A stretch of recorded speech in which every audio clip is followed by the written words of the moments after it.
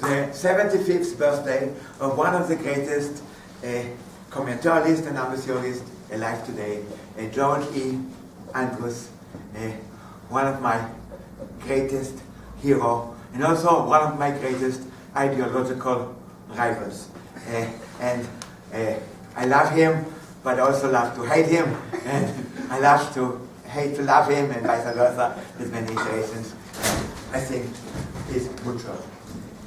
Unlike me, he's a gentleman. He's a true gentleman of the old style, and I really admire it. And he is a little bit behind the time, but in a very charming way. I tried as a birthday present yesterday to buy his collected works. Who nowadays still has collected works, paper collected work, not an e-book? So I said a birthday present for George that I go and buy it. And I said I'm willing to spend up to $150. But it turned out to be $276. So I think as much as I love George, I would not break my principle that it's really ridiculous nowadays to have paper version of collected works, where many people, including myself, and equally great people, Richard Stanley, all the papers are on the website. You can click PDF, get any paper, you can search. So it's very, very collected works, the paper versions, served a beautiful, great, important service until about 20 years ago. It was very, very useful to get all the papers of a great mathematician lined up, very, very convenient. And in fact, George Andrews did a great job about 30 years ago, where he edited another hero, an older hero, Major Percy MacMahon, the greatest combinatorialist of the turn of the century, maybe the George Andrews analog of the early 20th century and the late 19th century.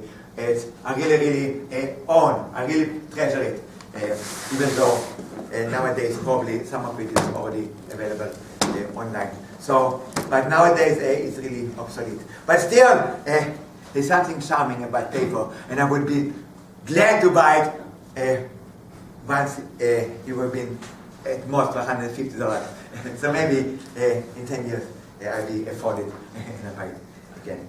So George started out very, very impressively. I just looked up his homepage, and the list of publication is 300 publications.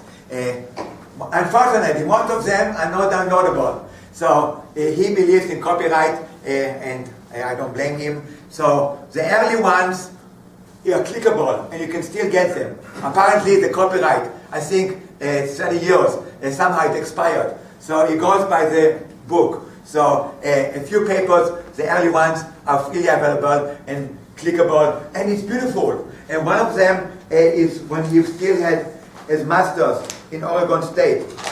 Then it was Oregon State College. Now it's got promoted to Oregon State University. So it was a little bit a hick place in the middle of nowhere. And he did a beautiful master's thesis. And the paper that was based on it is really a beautiful thing. And this was followed by a paper in the monthly, where he had a nice method for bounding number theoretical functions. For example, the number of divisors, d of n, is known using deep number theoretical things is less than a constant that's n to the epsilon. So it's n to the epsilon plus. But it's extremely deep, extremely difficult to prove.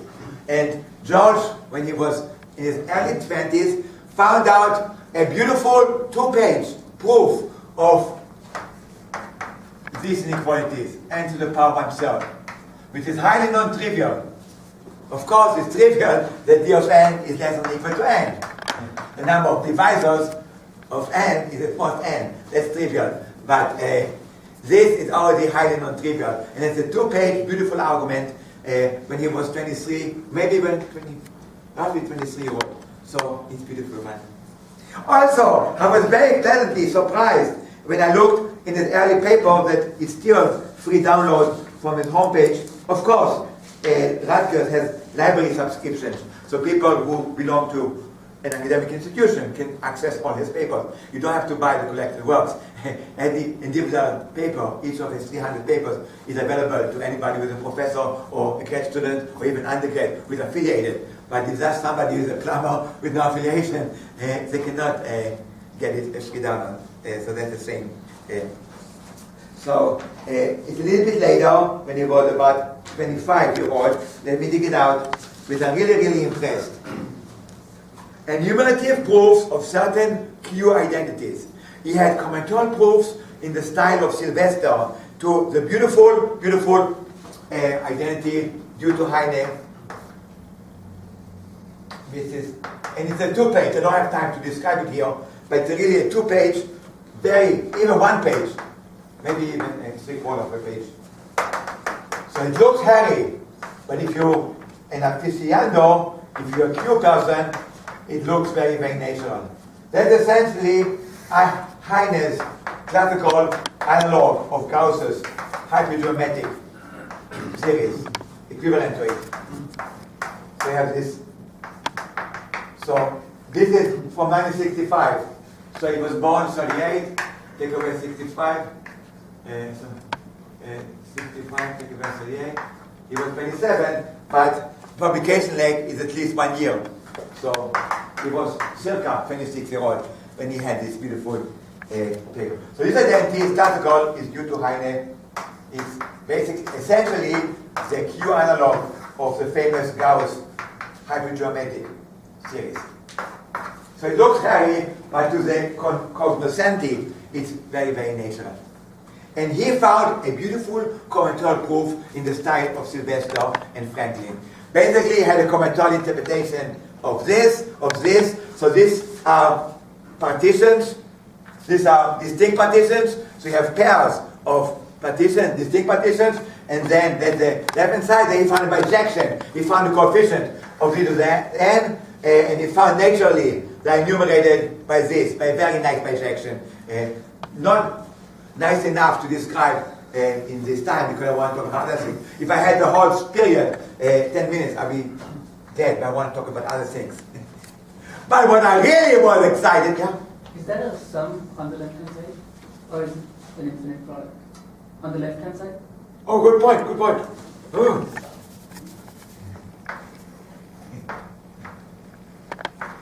Thank you for your attention. Of course. It's some with product. How embarrassing. But not that embarrassing. Tomorrow I'm going to celebration of the George Andrews' best friend, Dick Askey, who's going to just turn 80. His 80th birthday. And he had another similar booklet. I'm going to talk about George Andrews. This is a booklet from 85. So Dick Askey had a booklet from 1975. And he had something similar like this. And he had exactly the same typo. And I pointed out to him and he said, oh yeah, I knew about it. So I guess it's easy to make. But thank you very much. Of course, the product is the sum. Thank you. Of course, otherwise, it will patent is false. But my pet peeve about George Andrews' book, his classic book written in 76, I think. That's a really classic. That's the Bible, the theory of partitions. This started really as a modern theory of partitions, and it's really my Bible. It's really that's the paperback version that we printed by Cambridge University Press, but it was originally published by Edison Wellesley in a famous Encyclopedia of Mathematics series edited by the legendary Giancarlo Rota. And Giancarlo Rota solicited this from George Andrews. It was volume 2. This is really things. So I love this book, but I also hate it. Because if you go to an identity, for example, you just flip through the pages, and you have, for example, I want to look at something typical. He had, for example, he often has a series, sigma and qn, for example this, and he always has this provision. So for him, everything is convergent power series. In this, and he knows that everything is a formal power series. And Jim, sorry, the rules of the seminar. No texting. You can text outside. It's convergent power series. Okay, that's a clear example. So I always believed that,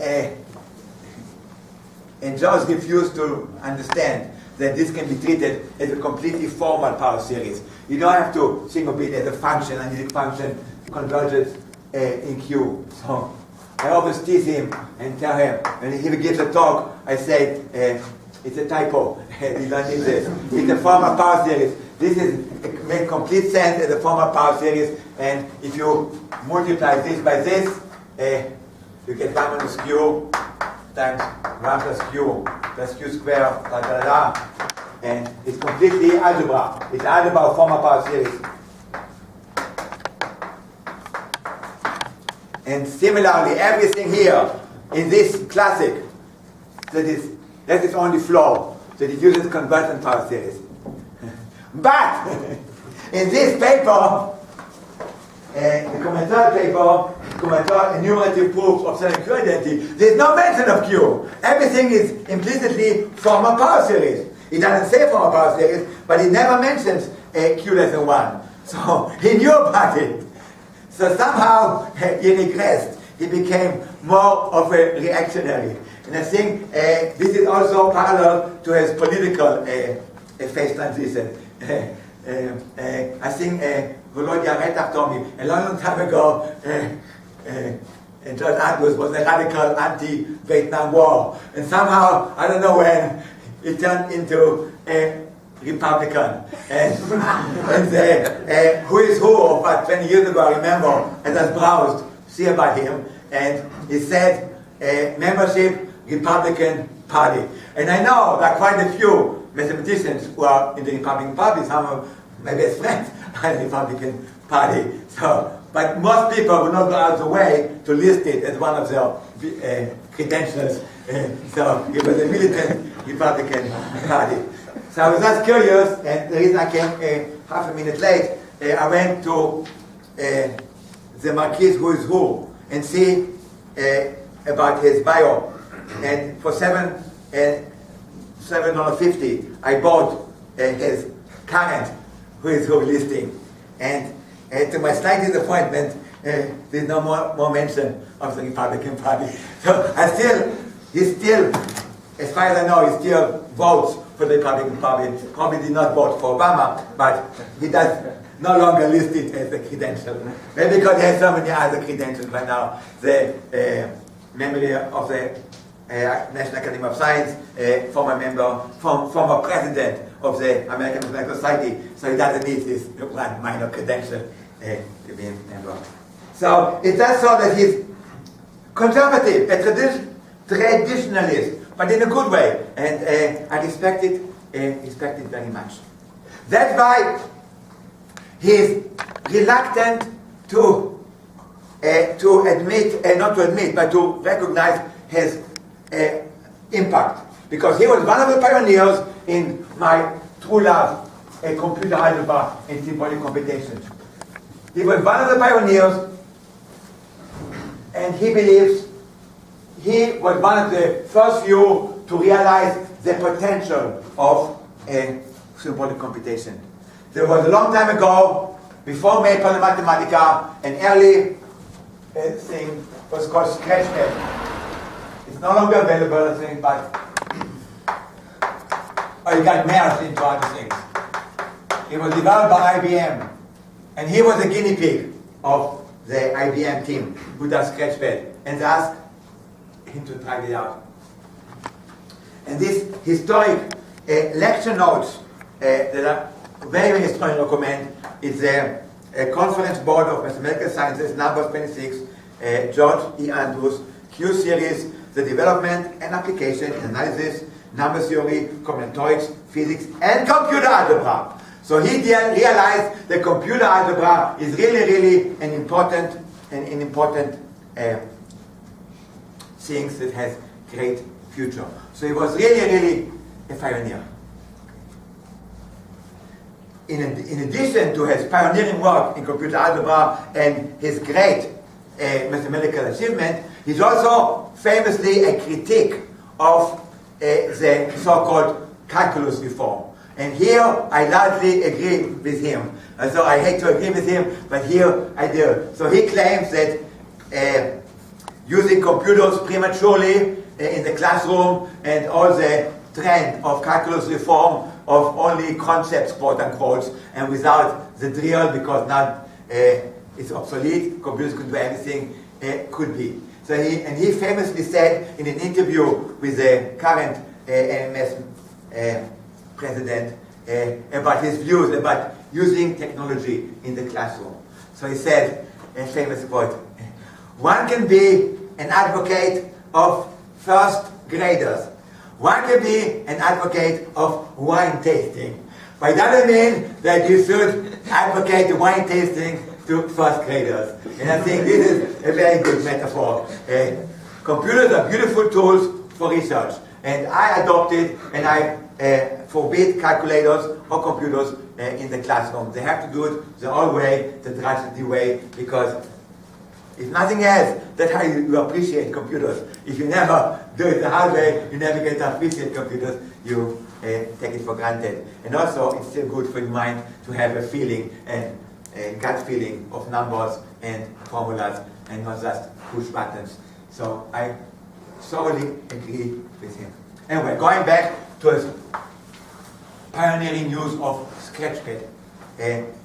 I really recommend this last chapter. The last chapter in this grade 10 lecture, and I was lucky to be present in person. It was Arizona State in 1985, organized by Murad Ismail, and he gave the 10 lectures, and they were all excellent. So by now, the content is obsolete. SCRATCHPAD has been improved a lot. Maybe Mathematica today is much more efficient, but the germ, the ideas behind it are really fruitful. So here is the first case study of how he used computer algebra to prove a deep theorem by fancy famous mathematicians. It's a MacDonald and Wall conjecture. And another famous one. LMW conjecture. LMW conjecture.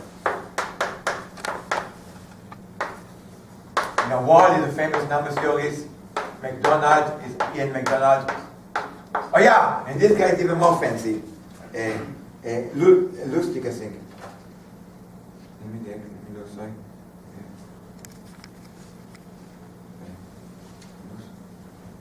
It doesn't say. It's Lustig. It's MIT, a famous folk, Kastan Lustig fame. So this conjecture came up in very deep mathematics, but it's easy enough to state. Define a sequence of polynomials in Q. So x to when it's an odd index, it's x to n plus q to the power 2n plus 1, x to the power 2n minus 1. And when the index is even, it's a little bit different. So it's a recurrence. And it came naturally in the context of some fancy algebra, which I don't know, and probably George doesn't know either. And neither of us care. That's the fun problem. But they were desperate about the following properties. And then you have initial conditions.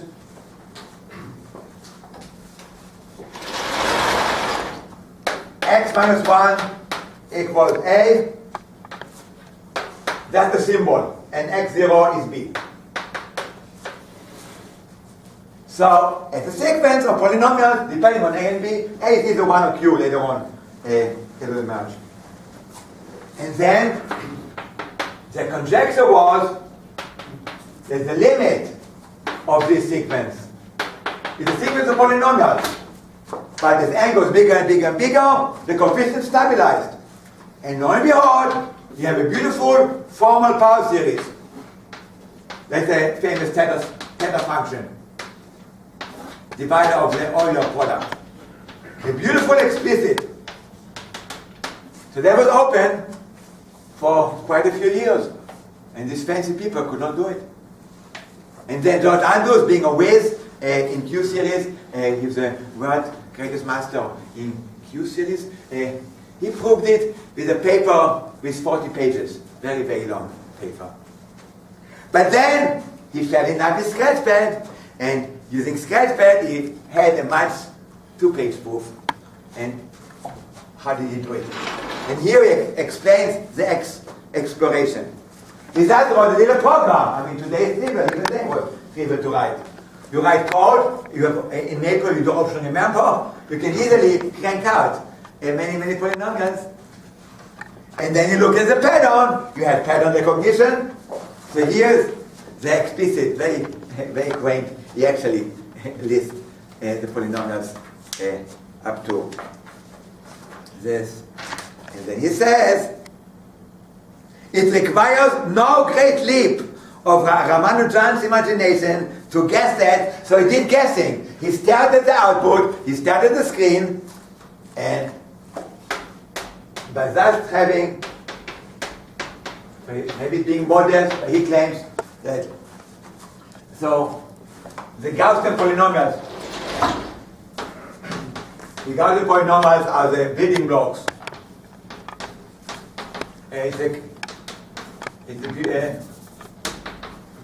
Okay, so yeah, minus Q. It's a Q analog of the Banach coefficient. So this is the bread and butter. This is like the vocabulary of this business. ERP. So he did know about GP. So GP, Gaussian polynomial to NN. So somehow he extracts this, and then he saw that this is part of it. And then he subtracted this, and then step by step, he recovered more pieces. And it really came out naturally. Is that by playing around, by experimenting, by cranking out enough data, and he saw that probably this is part of it, and then he take away, then he finds the dominant term again. So say probably the next one, when J is 1, and then you have this. So he take it away, and naturally he came up with this conjecture, and then he took him about 2 and 3 pages of routine, human routine things to actually prove that this, it has something analogous for 2n plus 1. And nowadays, thanks to the famous WZ, the Q analog W, the QWZ method, this is just a maker comment. So once you have this thing, you can automatically find it. So by hindsight, the big deal is to guess this. Once you find it, at the time it was routine in a colloquial sense. Routine for George Andrews, who was a mess with, but maybe only 10 people on the whole world were able to prove it. But nowadays, anybody who has Maple and had my packages, the Q with Zeilberger things, can prove this. But it's conjecture. But as far as I know, there is no yet systematic way to take an arbitrary recurrence and guess it. For this, you still need George Andrews. We need human ingenuity to conjecture this, if there is one. So that was one great early achievement that George did. Another thing in this very, very nice chapter is how to rediscover Rutgers and Roger Ramanujan thing. And then another favorite of mine, constant term. I don't have time to tell you, but a few months ago I talked about the Q-Dyson, the Andrews Q-Dyson conjecture. So he also was a pioneer in conjecturing this using the early computer algebra system. And there's a lot of other good stuff. But this is old stuff. Now I want to tell you about more recent stuff. An amazing saga. Once again with MacMahon, with this computer whiz team at RISC-Linz. Peter Paule and his disciples, together with George Andrews, they developed what they call MacMahon's dream. Major MacMahon was a great combinatorialist. It goes back to Euler to count partitions, reminding you an integer partition is any non-weakly decreasing sequence of positive integers, and this is a partition of whatever, 9, 12, 14, 16, 17? So question, how many partitions are there? The number of partitions of n. And this is easy nowadays, and Euler famously proved a beautiful generative function for these partitions. It's an infinite product, and of course nowadays it's an exercise almost a triviality by today's standards. But at the time it was a major achievement. But what MacMahon did was talk about something much more general, more complicated. Plain partitions. So in this case you can think you have some pennies, so you arrange pennies, a pile of pennies here, how many, and so on. In how many ways can you arrange n pennies such that it will be decreasing? But suppose you want to pile them up into piles, into a plane. So you put 3 pennies here, 2 pennies this. So what you get here is the so-called plane partitions. So it's a way of putting pennies, a pile of 3, 2, or integers, and they add up to n. So p sub 2 of n is the number of plane partitions. That's an example of plane partition of 7 plus 4, 11, 14, right? Number of plane partitions of n. And MacMahon found an amazing, beautiful, very, very surprising, still today, not trivial and non-trivial. There's no simple proof of this. There's no natural proof. All the proofs are complicated. It's so similar to Euler's. Euler was this one, the infinite product. There are 2 variables. Right? There are 2 variables. Okay. What's wrong? Okay. Messed up? No. So this, you put to the power I here. This is MacMahon's, still today, deep generating function. So the requirement in that the plane partition is in every direction is going to be decreasing? Yeah, weakly, possibly, weakly decreasing in rows and in columns. And here it has 0, so don't mind it. And it could be anything. In particular, it includes partitions. That means everything here 0. It can be only row, only column, but that's a plane partition. And this is still, does not exist a simple proof today. So MacMahon struggled. So he made a conjecture without a computer. Yes, with a computer. He was a computer. He was a human computer. He was one of the, in addition to being one of the greatest mathematicians of his time, he was probably the top 2 computers, human computers, who did numerical and symbolic calculations. He was famous for that.